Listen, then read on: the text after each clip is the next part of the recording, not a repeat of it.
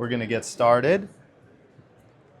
So just to kick things off, my name is Anthony Delonardo. I'm the VP of Sales for Package.ai. Package.ai, we are a leading software provider and communications platform. And we're here to help big and bulky retailers really create an unforgettable last mile experience for their customers. And today, we want to spend a little bit of time talking about how the customer expectations have changed around delivery, what retailers are still missing, and essentially what happens when companies intentionally turn the last mile into a competitive advantage. So with that, let's dive right in. So to start, we got this quote. It's an amazing quote. More of a question. If you can track a $20 pizza, why can't you track a $5,000 sofa? And this came directly from the CEO of FurnitureMart. And it's an interesting question because I think what it highlights is the changes in delivery. You know, it's no longer about just solving for efficiency in 2026. It's really, creating this experience. So what has changed about the landscape? Well, we know that Amazon, Uber, DoorDash have changed the entire experience and kind of elevated the emotional tie to a delivery, whether it's a sofa or it's a pizza. So we want to dive in, understanding that we kind of focus on big and bulky, that there is a key difference in how you deliver big and bulky versus how you deliver a parcel. And there's three distinct areas. For starters, big and bulky is more emotionally charged, right? It's coming into the home, so there's an emotional element to it. It needs to be scheduled, so people need to take time from work or maybe stay home. There's a truck oftentimes blocking the street, right? Creating some challenges for their neighbors. So there's a bit more tied to it. And then if it fails, there is a real cost. It's not just sending out a new parcel, it's a truck going back out. There's costs associated to that. And more importantly, to the customer, it feels like a broken promise. So let's talk a little bit about why this is so emotionally charged and what happens. I'm gonna read a quote from Elevate Research. The defining quote is around the joy gap. So the joy gap is the emotional distance between the excitement of a purchase and the anxiety and frustration customers feel when waiting for a delivery. So what this means is 87% of customers or consumers say they're excited to go into a showroom and shop for a sofa or furniture. And then half of those folks say is right when they swipe their credit card, their anxiety starts to build. And 46% say there's the biggest anxiety is in the delivery portion. So we call this the joy gap, right? There's this big emotional gap and it's important and it's big. And it's the most visibly charged brand moment that we believe a retailer has. And we also see most commonly that those retailers are leaving it completely unmanaged. So let's talk a little bit about what's actually breaking in this process and what we essentially can do about it. So I want to dive into a fragmented delivery experiences and highlight on 4 patterns that we see in almost every retailer that we talk with.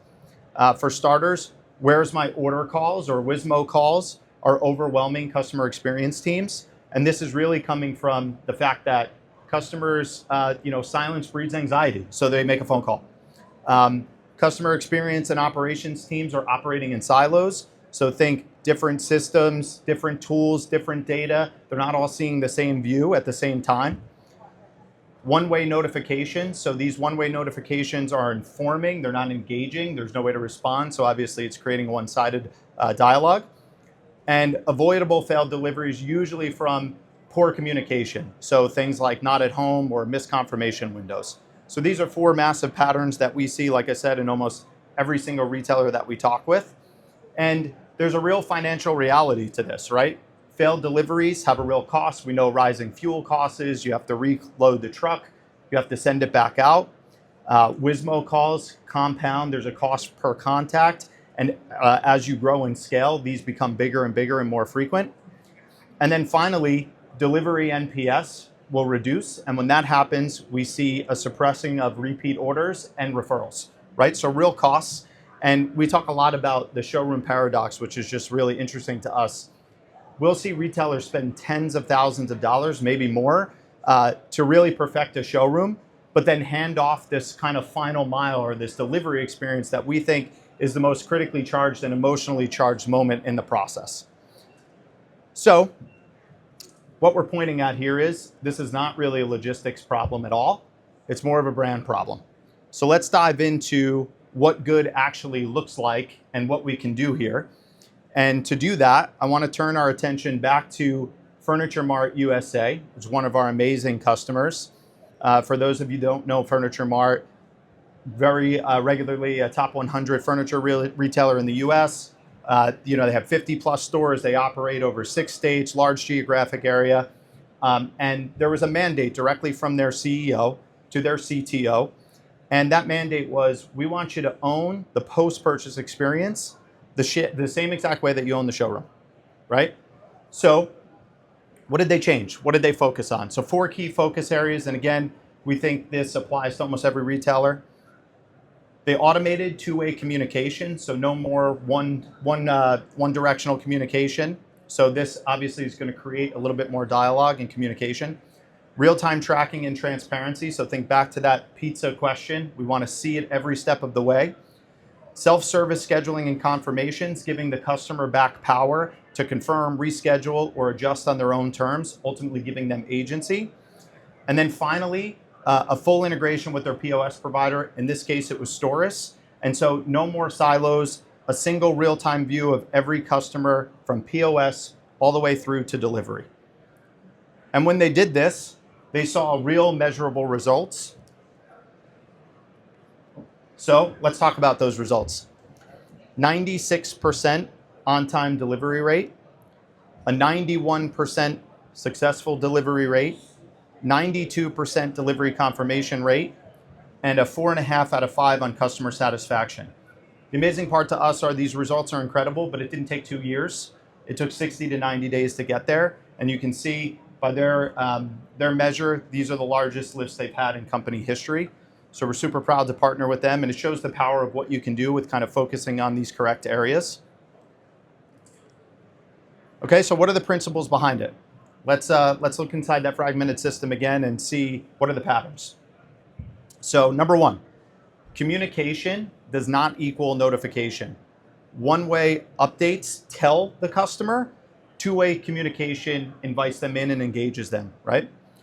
Efficiency and customer experience are not a trade-off. Informed, in control customers mean fewer failed deliveries, fuller trucks, less fires to put out.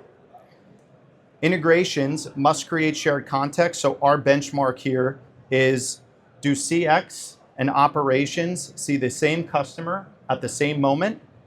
And delivery is the ultimate retention strategy, right? So what we see is customers are not lost in the showroom, they're lost at the door, okay? And again, tying back to this being this most emotionally charged moment, and we see it being handed off quite often.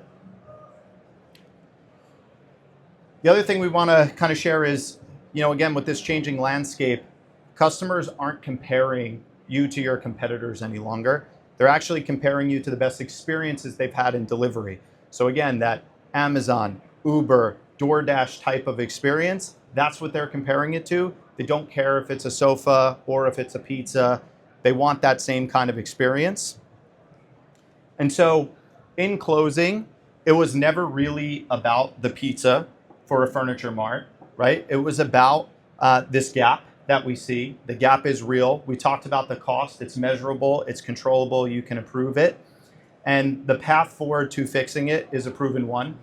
And in our time working with 40 or so of the top 100 retailers in the US, we see the retailers who close this gap, they're building a loyalty and a competitive advantage that's really second to none. So that's it. That's our time today. We wanted to share with you. My colleague Ralph and I are at booth 631, straight back from here. We'd love to talk with you further and talk to you about your needs and last mile experiences.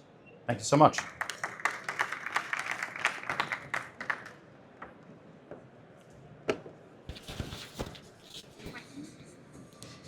Any questions?